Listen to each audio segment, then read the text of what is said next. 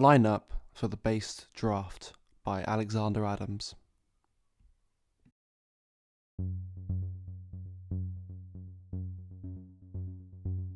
On the 10th of September, President Joe Biden announced that all companies larger than 100 members of staff would have to implement an order to force staff to either vaccinate or test weekly for COVID-19.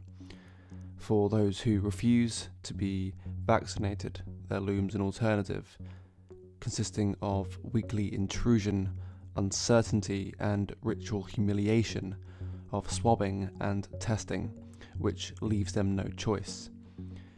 This is what is called effective dismissal, because there really is no viable alternative provided to the employee other than to resign. It is the mafia choice. On paper, you ostensibly have two options, but one has a reward and the other has severe consequences. A group of conservative, skeptical, and neo-reactionary commentators have since gathered online to discuss the prospect. At first, the law's impact appears grim, with the prospect of many people losing jobs and homes or being forced to undergo an experimental and invasive medical procedure under duress. However, the commentators agreed that in the medium term this might help their cause and lead to a based draft. That is, an influx of based, i.e. conservative, Christian, skeptical, traditional individuals into partnerships and small companies that would bolster a unified opposition to the state.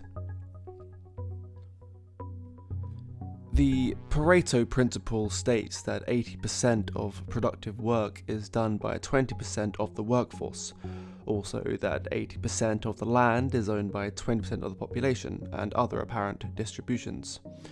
In effect, ability, application, and effort are unequally distributed in the population. Biden's mandate is a system for selecting Pareto's productive elite and removing it from large companies and state apparatuses. It amounts to a purge of the most capable, independent, and productive individuals of working age, and is quite possibly a disastrous miscalculation for the authoritarian biostate. Consider the impact of a law which separates the young, the healthy, the independent, the brave, evidence-led, and assertive young people from others and classes them as a distinct political entity. The dissenters and the dissidents, the heroes and heretics. Imagine the attraction of joining that elite parallel of productive, motivated individuals who are forced into political alliance in order to survive. That dissident elite have a founding myth. They have known enemies in the form of the state, large companies, the mass media, and pretty much all of Silicon Valley in all its megalomaniacal playing of God. There are constant social pressures to bond and work together. As Mancur Olson discovered, the organised minority is always more effective than the unorganised majority, frequently managing to dominate and even rule societies. Biden's base draft could provide the practical impetus for a formation of a dissident elite, which could ultimately be more productive, more resourceful, and more formidable than a complacent, lazy, and submissive population ruled by a vast bureaucracy crippled by woke rules, affirmative action, and burdensome client groups.